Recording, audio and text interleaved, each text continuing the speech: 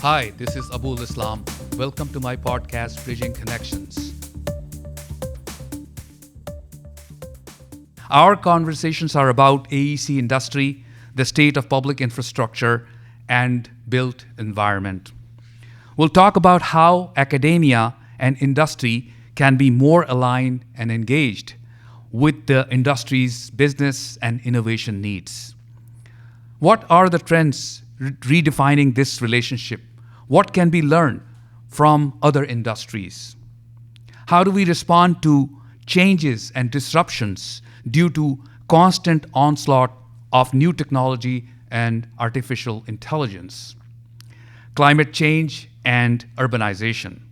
How can big data and automation help an evolving yet uncertain future? What we need to do about shortage of skills and talent. These will be the topics with our esteemed guest, Dr. Ibrahim Odeh. Welcome on board. Welcome to my podcast, Bridging Connections. I call you Ibrahim, Dr. Odeh. Let me just start with reading your bio. It's one page. It's a little mouthful, but I'll go with the whole thing. So here, Professor Ibrahim Odeh is the founding director of the Global Leaders in Construction Management program at the Department of Civil Engineering and Engineering Mechanics at Columbia University. Dr. Odeh's work merges the worlds of industry and academia, spans the global construction market, and provides leading construction firms with unique market insights, growth strategies, and advice on digital transformation and technological trends. He is also an advisor to the World Economic Forum on the Future of Construction initiative. In 2017, he was the first professor to introduce the first massive open online courses to educate global learners in the area of construction management under the Coursera platform. His online course on construction management is one of the most popular on the platform and has reached and been taught to over 500,000 people from across 190 countries. Great feat. Dr. Odeh is an active speaker and has delivered several keynote presentations in different countries. He has won many awards, recognitions, and accolades in the AEC industry, with the most recent being the prestigious 2023 McGraw-Hill Pathfinder Award, an award that recognizes the top educators in the world for innovative and inventive teaching to help learners succeed. He has received the Columbia University's Presidential Award for Outstanding Teaching and has also been named Top 20 Under 40 Construction Young Professional by ENR magazine. Dr. Odeh received his PhD in civil engineering from the University of Illinois at Urbana-Champaign and also holds an MBA degree. Quite a bit about your bio. I had to cut it down. Impressive. Okay, once again, Abul. Thank you for coming to the podcast. We have a lot of interesting things to discuss that really impacts the academia-industry relationship, which has improved in general over the last year, over the last decade or so by many universities, including Columbia University. So let's talk about the trends, redefining relationship between academia and industry, the so-called ideal partnership with the industry, big industry contractors, general contractors, architects, engineers, suppliers, large and small. How it is evolving in your experiences and your opinion, and how can we do more of it? Amazing. Thank you so much, Abul. This is a wonderful introduction. And first of all, thank you for inviting me and joining such a wonderful event. And I'm looking forward to share my humble opinion about my experience in this field.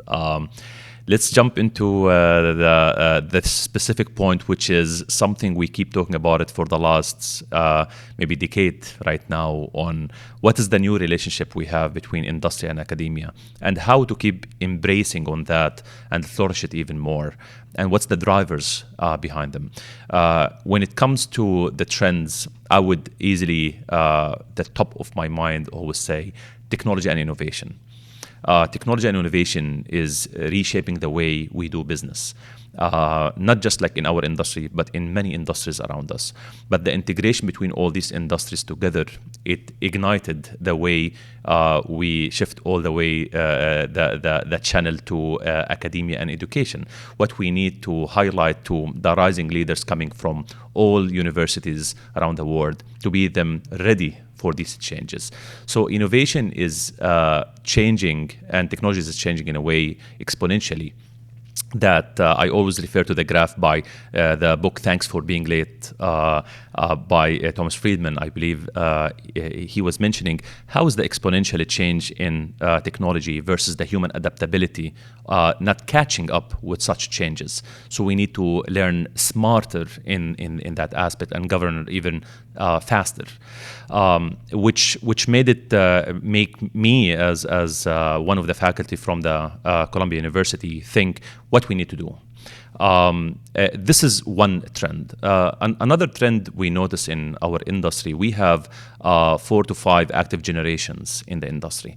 And the last 2 generations that heavily active that actually now surpass the baby boomers generation and Gen X generation, which is millennials and Gen Z.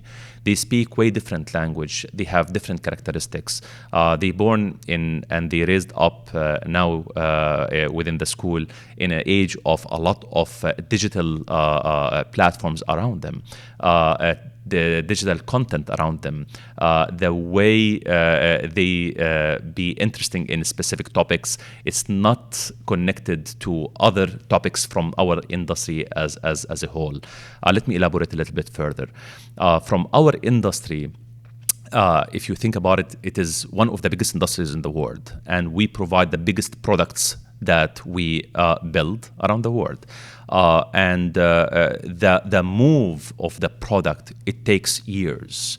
The design of the products also takes sometimes years, just like to provide it, all the way to the operation and maintenance of that product. A lot of the younger generations, when they go into these projects, they enter into the projects, that move slowly versus other industries that they see their peers they go to, they start to compare. It's like they are much faster move in their products. Projects sometimes they finish earlier and they go to another project and another project and another projects. So that's target the question from the younger generation. I'm not. I want to do something different. I want to do something more. So that's also a trend. I'm not going to highlight yet what I see from some solutions companies or academia is doing yet. Another trend we see it that I'm going to highlight maybe another 2, projects becoming bigger and more complex. Globally, I'm talking about. Let's look at one major program in London, the Crossrail in London. You are talking about around 22 billion US dollar program. You have a lot of projects within that program, and it's becoming more and more complex. Let's take the Saudi Arabia, for example. There is many mega programs, they keep rising, and more innovations are entering into these programs that need specific new skills that need to be implemented to deliver successfully such projects. So that's also another trend. Last but not least, sustainability, decarbonization. We always talk about the environment. Our industry contributes heavily to the environment from being the #1 consumer of raw materials, for example. We generate a lot of waste from the construction industry as well. I did a study in my team just like recently to look at what kind of sustainability tools we have in our industry, because I am familiar with LEED, I'm familiar with Envision. I ended up finding 85 sustainability tools that out there. So the question is why we have it. Is it because different in geographical locations from one to another, or we have a different mentality, or is it something that a lot of the younger generations, a lot of our industry companies, they going towards like how to reduce impact in the environment? So that's kind of the trends that I can see so far from the industry that reshaping the way we're delivering projects so far. Very good, very good. And you talked about the generational shift that is happening. Many of the baby boomers, not just in the private industry, but in government agencies, because our company does a lot of work with public agencies, experiencing the same phenomena, and they're taking the skills with them also, especially in the engineering world of engineering and construction. Are they replenishing it? in those public agencies as the private industry is doing, it's a question mark, Yeah. with regard to that. So what do you, because we do quite a bit of public work, Absolutely. public agency work, 75% of our work with state, federal, or municipal agencies, infrastructure work. Amazing. Yeah. So what we need to see your opinion as this departure of the baby boom generation is already happening, and it is creating a vacuum in those industry, both in the public and private industry. How does this new generational shift, baby boomers and Gen Z joining soon, how they are going to adapt to these changes? I'm sure they're going to be very successful having their background in the world of digitization that they lived in that age. What do you anticipate as the possibilities to adapt to that one with the new generation coming up in the entire industry? Good. That's a very good question. So let me. That question is linked to a work that we've done several years ago with the World Economic Forum on the Future of Construction initiative. We studied such trends that I just highlighted, just like samples of these trends, and we looked at what we need to do as an industry to be ready for a fourth industrial revolution. From our studies, we highlighted the three actors or levels of movements that we need to do, and we integrate them into a framework. We refer to it as industry transformation framework. Those three levels in that framework, it goes to a company level, an industry collaborative level, as well as a government level. And that's connected to your question. From a government level, we highlighted several best practices that need to be taken into consideration to move forward, to be able to be ready for these changes and to respond to these changes. The government act in two aspects, like one as a client, as you highlighted, and one as a regulators and policymakers. From a client perspective, they have a great opportunity to impose some kind of incentives, as well as flourish the case studies that they are highlighting on how to bring technology and innovation to their projects, and how that impacted to delivering faster, more safe, more environmentally responsible to our industry. And they're doing fantastic job in certain parts of the world. These projects need to be highlighted, need to be brought to case studies and to connected, in my humble opinion, to academia, to be able to be taught, to be able to be presented in conferences and industry and collaborative with the academic events. That's from one side. Another side, from the policy making and as a government level. The policy making and regulators, from a government perspective, they have an opportunity to move forward, to act in how to leverage the standardization of the, like to have a new common standards which we lack in our industry. They have the opportunity to do so, and I highly believe that more younger generations start to enter these offices. They start to see it more and more, and a lot of baby boomers still in these offices started to better understand it more and more. So I'm excited about it. I see more examples that we highlighted in our studies.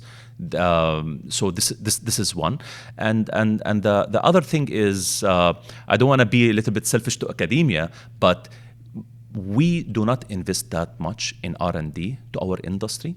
From a government perspective, to provide more input on how to incentivize the research and development in our industry and linking it to deployment into their projects is a key. We note several case studies in other countries in the Far East that worth learning from as a whole global industry, not just a national industry as well. Yes, you said the word research and development, barring a few handful of firms, be their contractors large or small, few firms spend the money in our industry on R&D. They should do more of that, and it's a function of industry. The bigger the firm, the more that they can absorb. The budget, 1% to 2%, is a nice budget for R&D of the total sale of the company for larger corporations. But our industry, there is no such trend with regard to this, the project mindset the project complete one and then go to the next project. Everything is built around project, which I'm not opposed to, but that's the reality of the nature of our business rather than manufacturing. Like we were saying, that the whole concept of more modular, more off-site construction, ABC bridges and all that, reducing the cost and the timeline of construction, it came from the manufacturing industry fabricators, whatever they be, structural steel, concrete, more fabricators, more off-site constructions. We have better quality control, and then transportation cost, and then you minimize the impact of construction, long delays, closing the road forever, the bridges. So we learned something from the manufacturing industry. Is there any other industry that we should be open to? The finance and retail and all these industries have made tremendous leaps and bounds over the last 20 years, automating everything, every process and all that. So is there something that we can learn from other industries to adapt into how we do construction?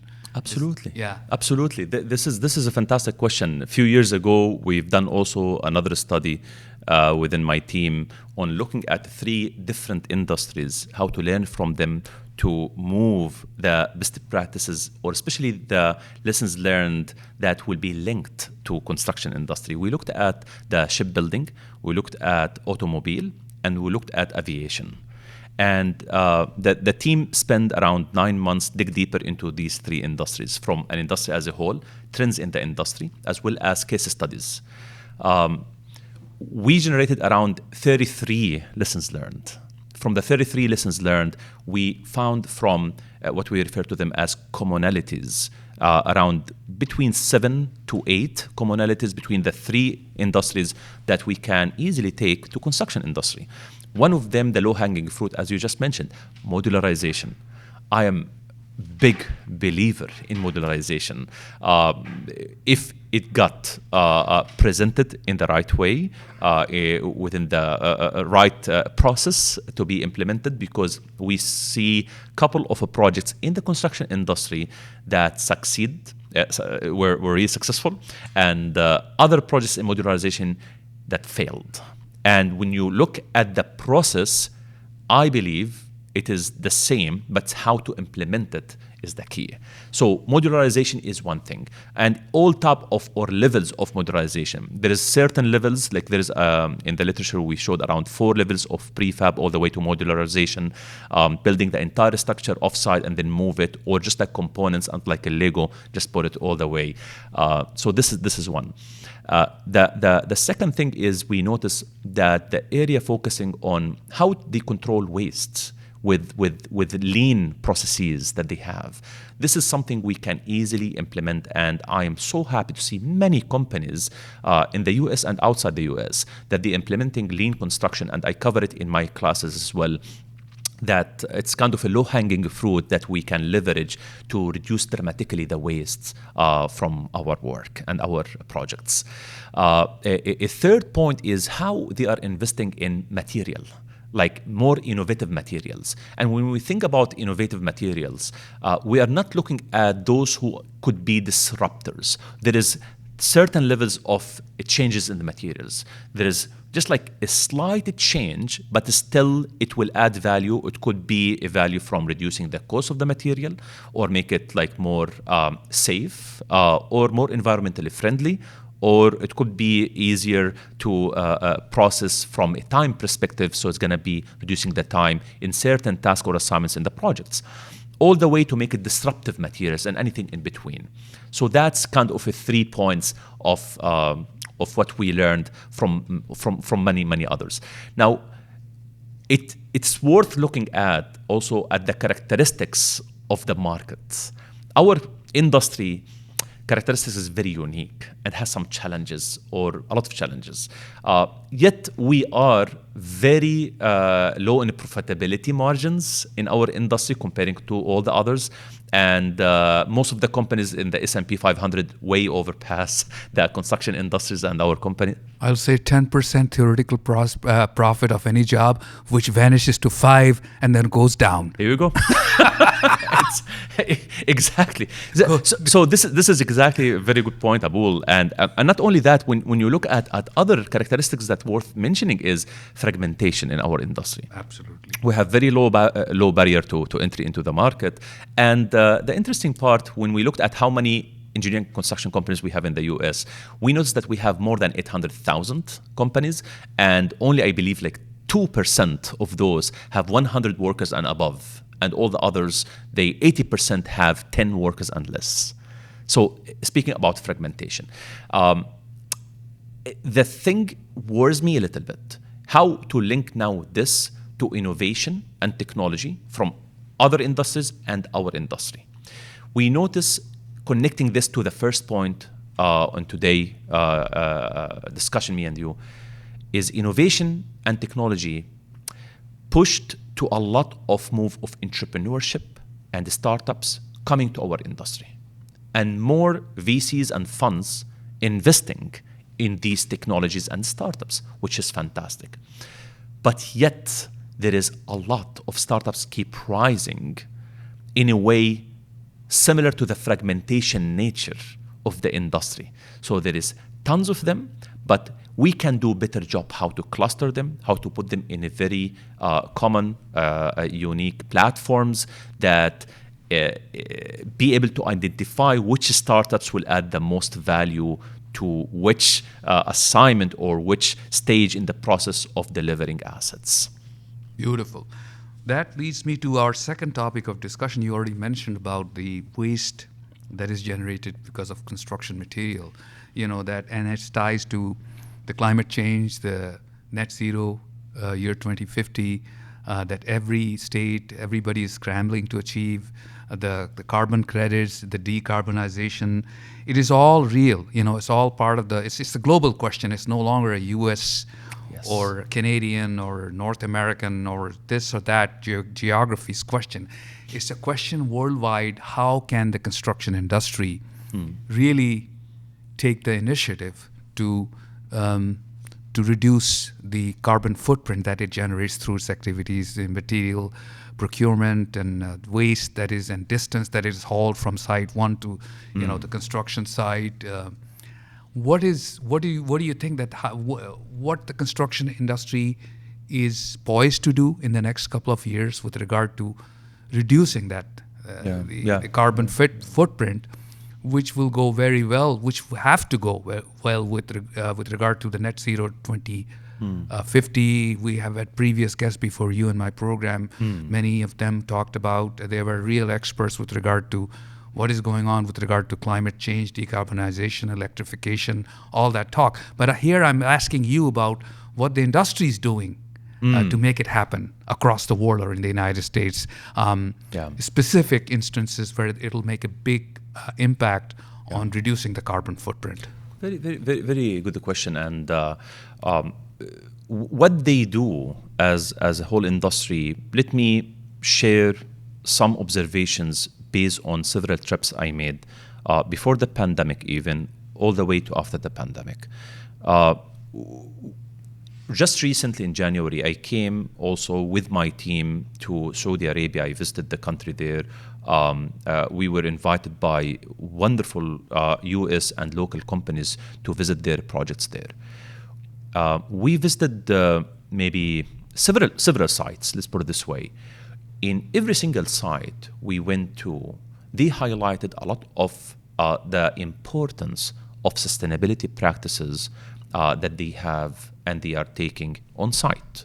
And in a way that it got me interested to know more. And when I was also in London, and then I went to Dublin right before the pandemic, I gave a talk there as well. And one question being highlighted is sustainability practice. I went to Cartagena in Colombia in a major conference with more than 2,000 people there. They end up having a huge point in the agenda to talk what we can do about sustainability. Our industry represents 13 to 14% of the global GDP. We generate a lot of waste in the industry, so we do have a contribution And we do have an opportunity to leverage on how we can do an impact, positive impact, to our communities in general. We notice there is a rise of a lot of these sustainability tools, as I just mentioned a few minutes ago. I found so far 85 sustainability tools that not just like related to buildings, but all type of assets. Some tools, they are more specific into type of a structure. Other tools, they are more focused into community as a whole. The driven forces behind it, I started to notice from the readings we are having, is younger generation, they are looking at these points as the new normal. They are not looking at it as something that we want to integrate. It has to be in the DNA of a company. It has to be in DNA in any government agency, which we start to see it more and more. It has to be embedded and integrated within the culture. And even like if I want to connect it to my kids, the way younger generation, where my 9 years old comes to me and say like, okay, we would like to have this paper bag, not plastic bag. It's like, oh, wow, why? It's like, and then she started to explain to me, it's like, no, it's good for the environment.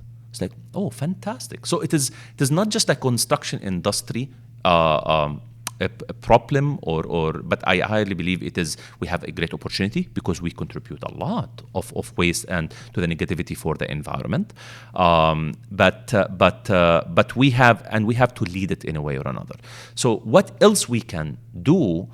We can highlight a lot of the case studies, again, the best practices that we do. When we've done the project with the WIF on the future construction, we highlighted the section of best practices on sustainability, and we try to show what we can learn from these best practices to keep inflating them within many companies around the world. Then to connect all this to the theme of the talk today or the event today in the academic world, we partnered, for example, as Columbia, with companies from the industry to come to our program and speak about these incentives, these case studies that they've been doing, not just from a construction, but also in the design perspective. Yes, we are doing the design in this aspect to help with the sustainability movement. This is how it will help with the level of the decarbonization of that specific program or that specific project. So we went all the way from the level 1, which is education. So as when they graduate, they go ready with the same with the right mentality that will provide a positive impact right away on this. So that's what we can do, and these are some of the examples we have. Beautiful, beautiful. I think this. You correctly identified as the industry players, meaning contractors, large contractors in our industry and the government, both has a responsibility with regard to reducing the footprint going forward. Whatever activities we do, especially given the fact that, at least in many parts and big cities in Asia, big urbanization is the trend, which means that you have a huge construction going on, maintenance, buildings generate so much of those greenhouse gases alone worldwide. So you have more affordable housing, more roads, more bridges. People are moving away from agrarian societies, in Asia. China is a good example. India plans to do quite a bit of that, and many other countries.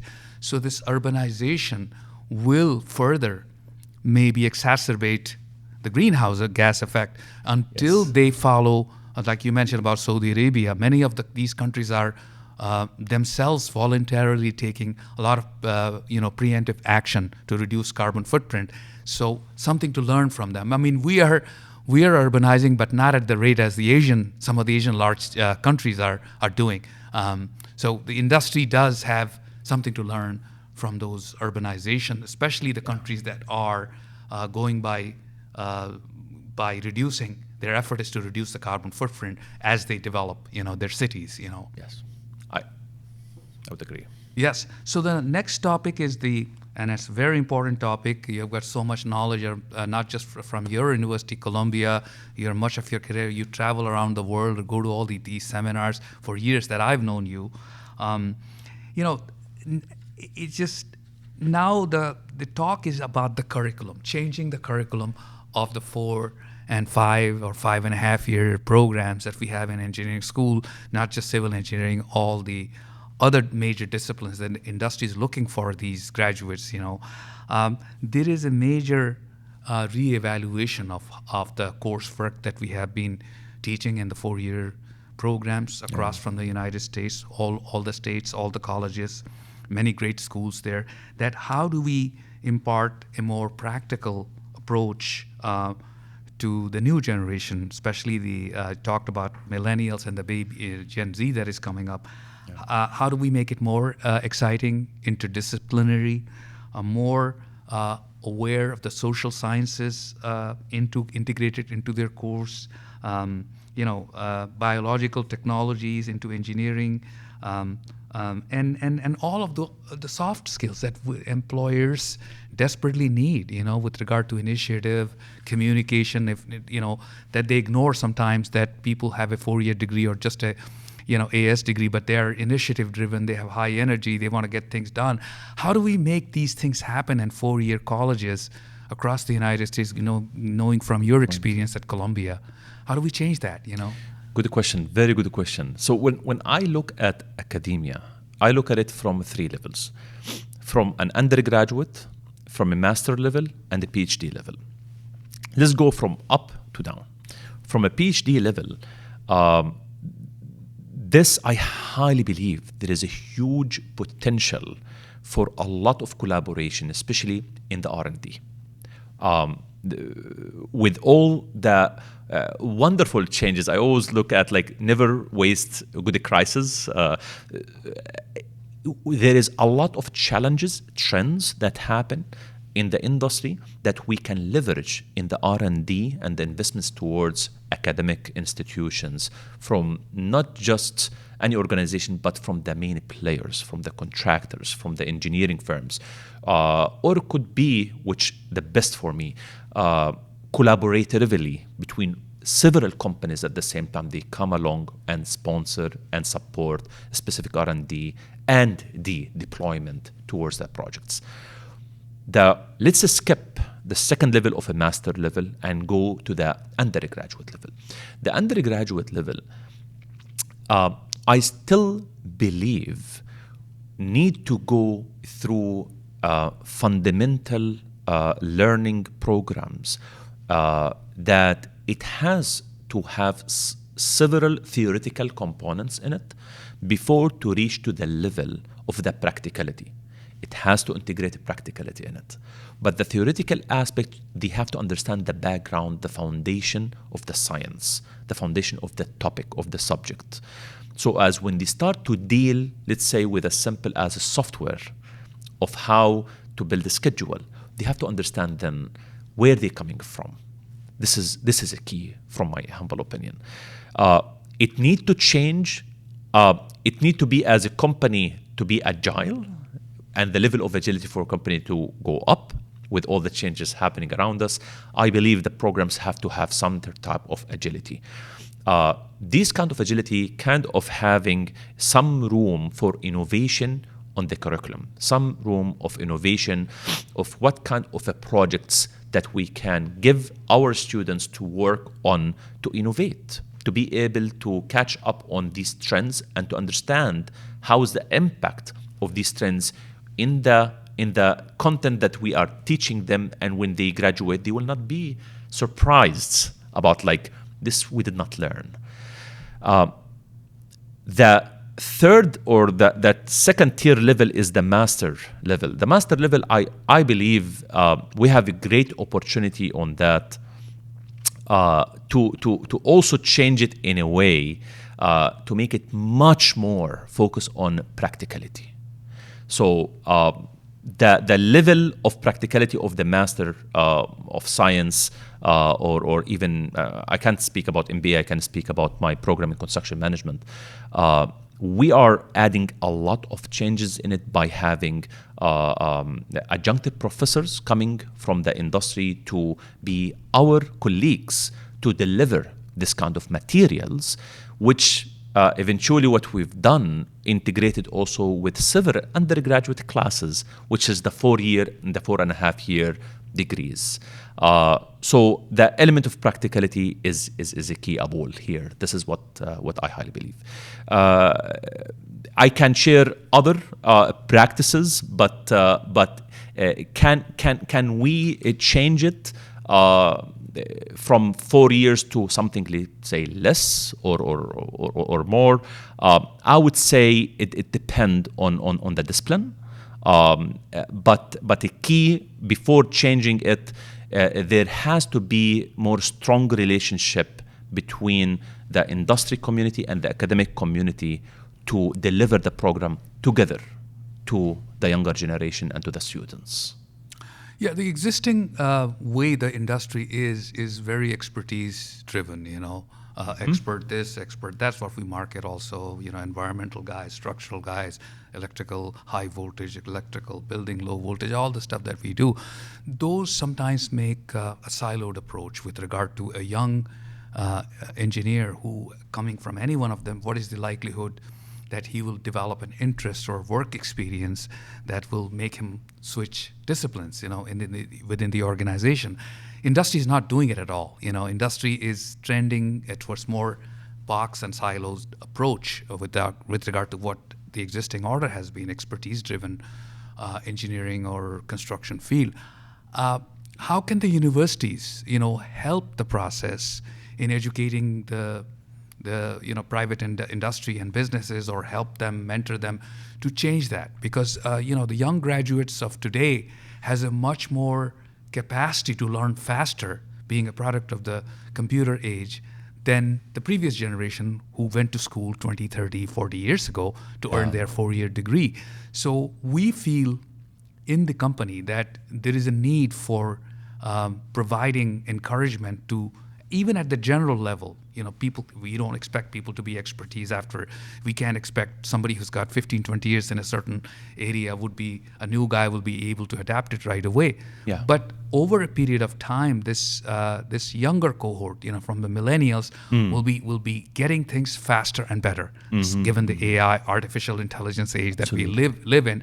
So what is your thought with regard to the evolution of the curriculum that should really happen, 120 credits or 130 or 36 credits in the schools, more interdisciplinary approach, more, collaborative, social science classes from music to art, combined with hard math courses in engineering the first 2 years, or the basic sciences, physics, engineering related. Absolutely. How do we mix and match at the academic level? Few universities are already doing it. I think Purdue is doing it, MIT, always the big universities. But how many universities are really trying this thing to promote multidisciplinary approaches, as a response to the private contractors, consultants that may need those talents? So basically, from Columbia side, let me give you some best practices what we've done. Right. We have an industry committee that working with us with our program to help brainstorm as academics and industry practitioners on what need to be done to our programs. And every now and then we always meet. We discuss some of the challenges. We discuss what the needs to the industry, what's the new skills that we need to focus on versus others, what we can provide from our program versus provided in another channels like extracurricular activities or other projects. So because when you look at each of the classes, from the classes there is the typical lecture format where you give a lecture, you have a textbook, you have assignments, exams, done. You can, and which we are doing it a lot, change the classes, not just from Columbia side. I'm familiar with a lot of other universities in the US that we are working on that. For example, the introduction to group projects. A group of projects, after any student finish, sooner or later they will be working with projects in teams. So they have to be practicing that from day one when they join Columbia, when they join any university. From that specific class, most of our classes, we have a course project, group project, to emphasize more and more onto the communication, the teamwork, the presentation skills, the writing skills, which is the soft skills that it is very important to the industry. I always say it in my talks or when I speak with my students and mentor them and coach them. Companies, they are not looking to hire employees. They are looking to hire colleagues. So they don't want you to come as an employee. If they are going to speak with a client or going to a conference, they want to look at you and say, like, hey, what happened in the news today? That's why there's another example. From our groups, my group in specific, when they join, I encourage them to subscribe to Wall Street Journal, to read The Economist, to read the news, to know exactly what's happening around us and what's the changes and happening around us from either politics, social impact, trends in technology, environmental, you name it, it's impacting your discipline. And I ask the student to be analytical thinkers on that, to match outside the box what we are trying to teach them within the textbooks that we have. And this is one example. Another example is to have a lot of guest lectures that they come and present. They don't present just like the theoretical aspect. They present exactly what's happening in the field to get the student ready from the practicality element perspective. Similar to what you mentioned about my classes on Coursera. In Coursera, when we put the proposal, I supposed to be able to present the classes from A to Z myself. This is the traditional way. What I've done is I built a team from 21 professionals from the industry, from contractors, from engineering firms, from law firms, from consulting firms, and the startups as well, that they come all together to deliver the materials together on that. So from the role of the academia, it need to increase the communication with industry practitioners and to be more innovative in that. So when you see a specific trend, you have to ask yourself how to integrate it. Is it just like a trend gonna go away, or a trend is gonna impact the way we do business? And there is a lot of trends that impacting the way we do business and delivering content in our programs. That's why agility of the program is something important. And again, to sum it up, so what's that Ibrahim means is to have more engaging from the industry, from all these companies in the program, especially in the undergraduate and the master and the PhD level. It's a key for us. And this is the example of what we do at Columbia. Yeah, the net takeaway from this is that the curriculum cannot be revised effectively at the university without hearing from the industry and having that kid glove, that close relationship with industry back and forth, and then you just tailor make your curriculum and then to help the industry that is there in that, So I'm sure Columbia has been at it, doing a great job with regard to collaborating with the entire AEC industry and seeing what can we do to rethink the coursework. One course at a time and one bit at a time kind of thing approach to that one. That is very much needed. So the more an academia, and many of them are jumping at connecting with the industry around their geographical area and even farther one, to see how this can be achieved, because it's a need for both sides. Yeah. The private industry as well as the academia. Yeah. To reflect what is the state of teaching, instruction, knowledge, and engineering that is useful for the industry as the industry is evolving. Yeah. And I want to add, like, from the changes happening in the curriculum is to add more innovative educational components. Right. Within our program, there is a lot of things that we are doing right now, which either engage our students in industry events, one. and that will increase their communication skills even further to understand what's happening all around us from changes, from trends.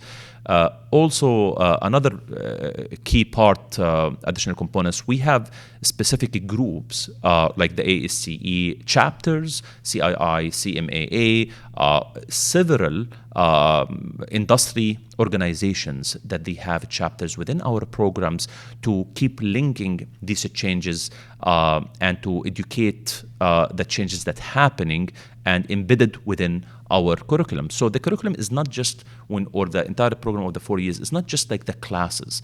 It's what's also surrounding the classes that made it coherent and more comprehensive, from these events, from these extracurricular activities, that help and beef up kind of the soft skills that needed with the new changes we have in the economy and all around us. Let's put it this way. This is good. So let's discuss the very important question, which is very relevant for now: skill shortage. The entire country is really, not just our industry, is having a huge skill shortage. Every industry is more so in our industry. Hard to find good engineers, hard to find good inspectors, hard to find technicians, in our industry. Contractors having the same problem. So there is a thought process I'm going to share with you that, there's a newspaper article, there's a study that was done not too long ago, last year, and even now, the results is in other industries, not in our construction engineering industries, that a 4-year degree that's a New York Times article last year, a 4-year degree isn't quite the job requirement it used to be. Yeah.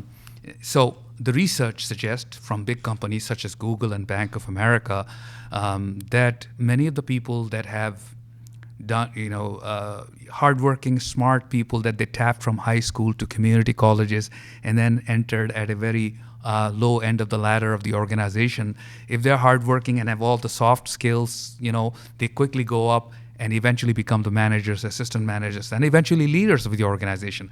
So other industries are, including cybersecurity experts, computer programmers, they don't need all the time. If you have a degree, you're welcome. But if you don't have a degree, that's okay too, as long as you know the stuff. Yeah. So the latest research suggests from other industry that a 4-year degree is just not required for successful workers. Yeah. And the employer or the private industry has to put a lot of effort in mentoring these people from high school to community colleges, and then through some mentorship, training, and certification programs to bring them into the workforce.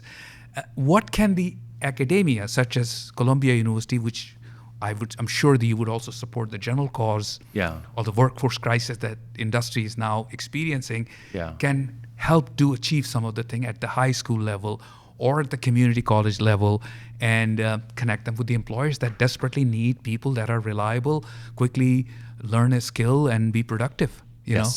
So basically, from Colombia, I'm proud to say that all these major players in the market, they are actually heavily involved with us in our program, from all the way from freshman years to all the way to PhD students. Why I'm mentioning that is I mentioned it just like a few minutes ago on how they are helping and working collaboratively with us, me, my colleagues, all other professors, on teaching the younger generation what's needed and the right skills that needed in the industry.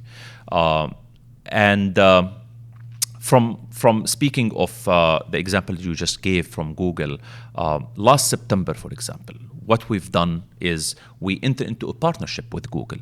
And that partnership of Google, we highlighted the key subject of construction management as a rising subject that we need to also learn more and more.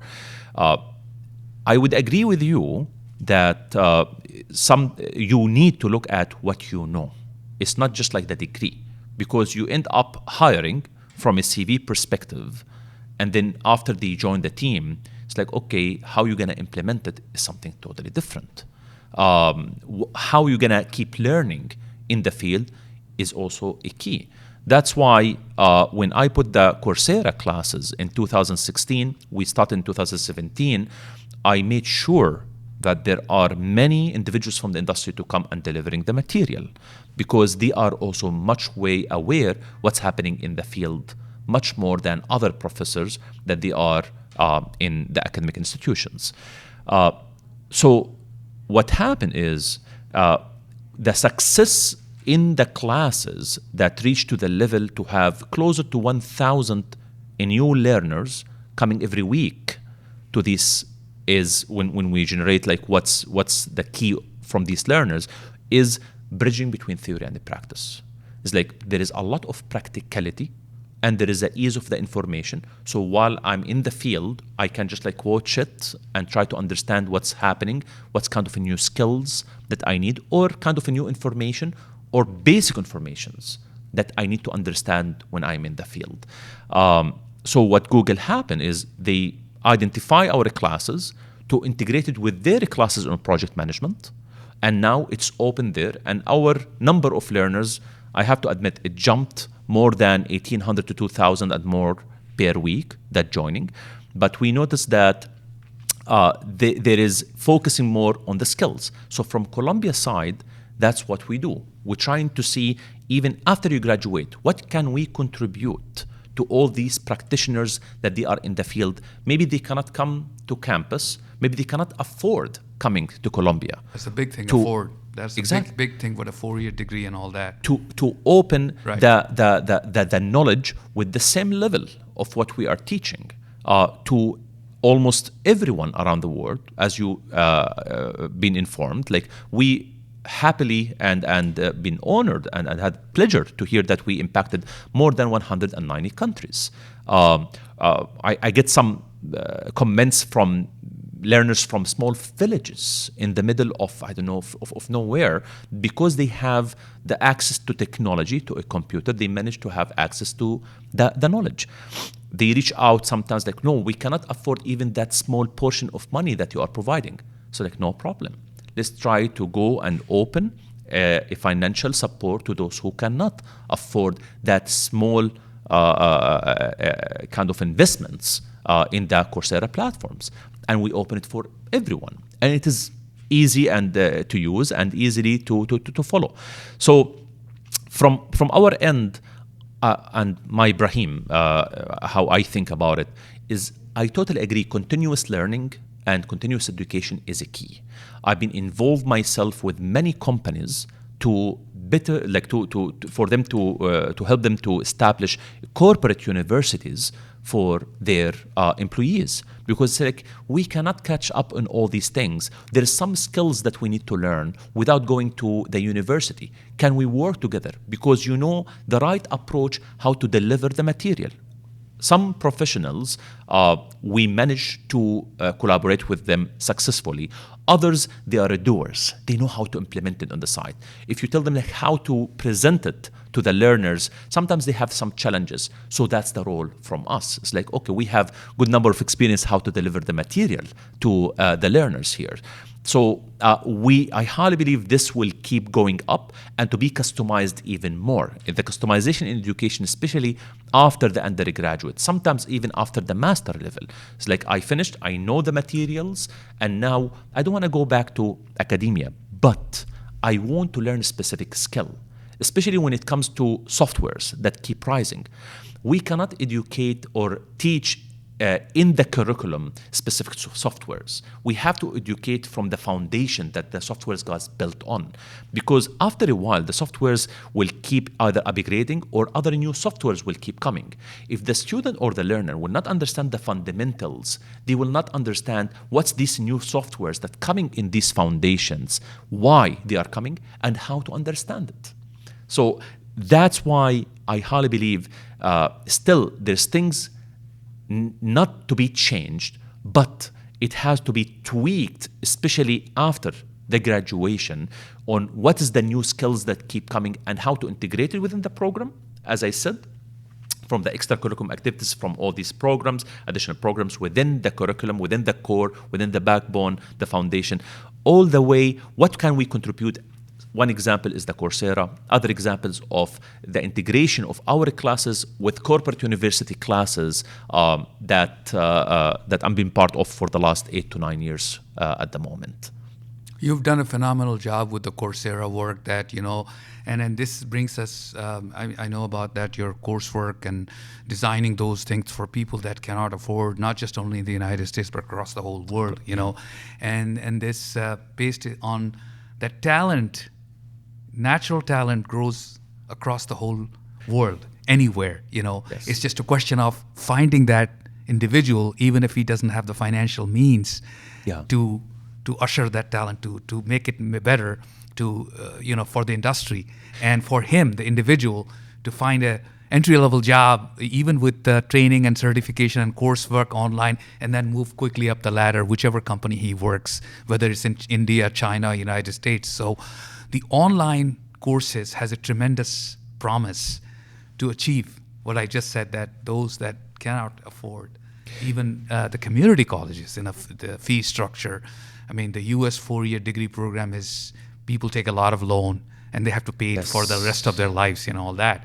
So the affordability is a big question too. So all these online courses, if they're successfully, implemented with companies like Google, and I mean, a lot of other companies can help the process to identify the problems, to fund a little bit of the effort, and then be involved in reaching out to those people that have the talent but can't afford the course somehow, so that they all help the industry, bringing the next pipeline of skilled technicians, engineers that we need. The entire industry needs that, Absolutely. And I want to highlight maybe a fact here. When we look at one of the studies that I've done, we dig deeper into the literature. We noticed that baby boomers stay in the companies. They used to stay in the companies between maybe 15, 18, 20 years. And some even baby boomers, they end up staying and retire in the same company. Not just in the US, by the way, outside the US. I'm work with many companies from Japan, as you know, and some employees in Japanese firms, they finish the university, they enter into the company, they retire from the company. In several studies, it's been shown that millennials stay in companies between 15 to 18 months, not years. So there is kind of a new way how they are looking at the environment of the company they have. So the role, not just from an academic perspective, but the company perspective, goes to the culture element. They have to change the culture, which we find a lot of good cases around us now, to not just attract students or new hires. This is becoming more and more a little bit sometimes easy, especially bigger corporations. Sometimes they look at the brand, which is, don't get me wrong, something fantastic. You join, the company is wonderful, but the retaining is the problem. How to retain the new hire after the 1 or 2 years. This is a key. One reason why not the retaining and the problem about keeping the new hires is investing in them, investing in the new hires by give them these opportunities to keep learning. And how to keep learning, it's not necessary to go back to university. We're already doing a lot of collaboration between university, us as Colombia, with many of these companies, and I see it is not calming down. It's actually going more and more up. They keep coming to design more innovative programs for those companies, how to keep educating. So I highly believe we are going more and more into embracing a new relationship between academia and industry, and it's a key for us to keep this going for the sake of the industry, not for the sake of academia or for the sake of the companies by itself, but for the sake of the industry. Increasing more communication between the two parties is a key, and it's very important, I believe. 100% agree with you, Ibrahim. The key to success, the societal success, the economic success depends on more collaboration with the academia in your in your neighborhood, in the geographies and all that, by the industry that surrounds them. We have come to the last, almost at the end of our, podcast.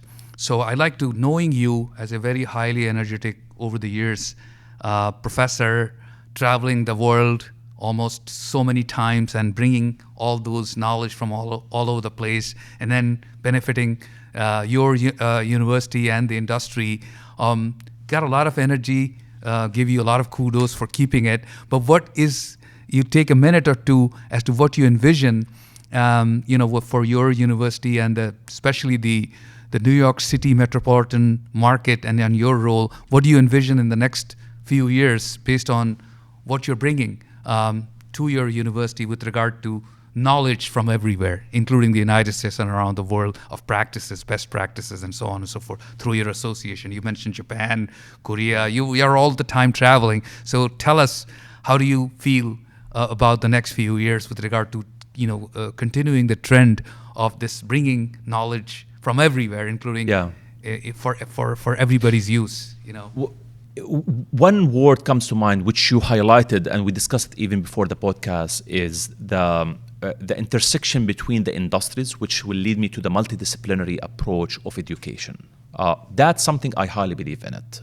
There is more rise of a lot of discussion in the last just like few years, especially increased more during and right after the pandemic, which is how to integrate more technology. And it is not as easy that you bring the technology in the education, especially in the construction education, but also what skills that we need to educate those learners or students to be able to deal with these technologies. And that all led me to also one key area that I highly believe what's coming next is something major, which is data.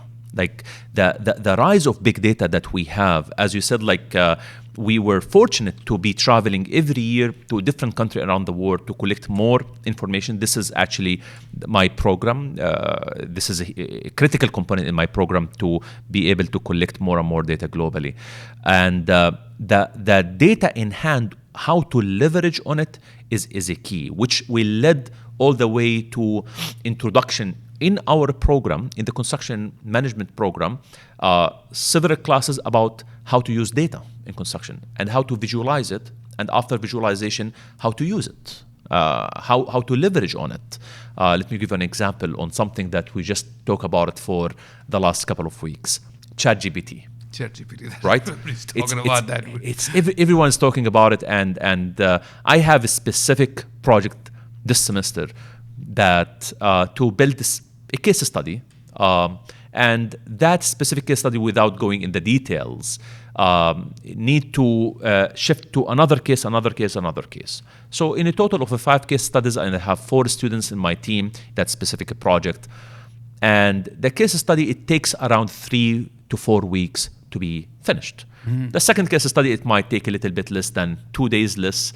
The third case study, maybe 3 days less. But at the end, you cannot shrink it less than 3 weeks. So out of experimental approach, I asked one of my students, it's like, do you know how to use ChatGPT? It's like, a matter of fact, I do. I was like, can you go through the same case study and see how we can use it? It's like, sure. He came back 4.5 hours later. It's like, I'm done with the case. Unbelievable, man. It's like, oh, hold on. You said like it's more than 3 weeks work. It's like, yes, here you go. It's like, okay. So what's the time we spend after that is validation. So we use the technology. ChatGPT, everyone knows, is until 2021. September 2021, right? And so like, okay, I'm not saying it's the accuracy. It's like, let's validate the data. So under the validation of the data, in that specific case, we reach around like between 60 to 65% accuracy. It's still decent. But what I'm saying is, asking back to your last question, like what I see in the next coming, I believe, for example, in the ChatGPT part, this will keep advancing dramatically and exponentially. And in no time, we'll start to ask ourselves how to use it in our classes, how to use it in education, how to use it in the industry itself. Can it will impact negatively? Yes. Can it impact positively? Also yes. But how to control and regulate the usability of such tools that could be potential disrupting ways that we do business, we do education, or we have some assignments.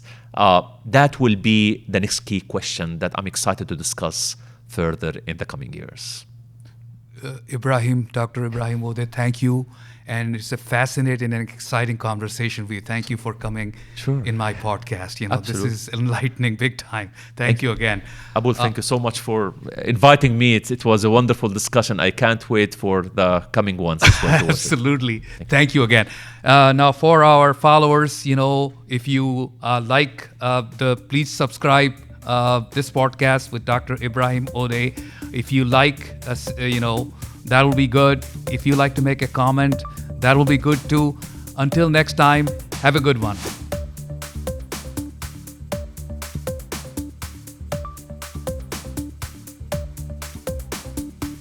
The Bridging Connections podcast is brought to you by AI Engineers.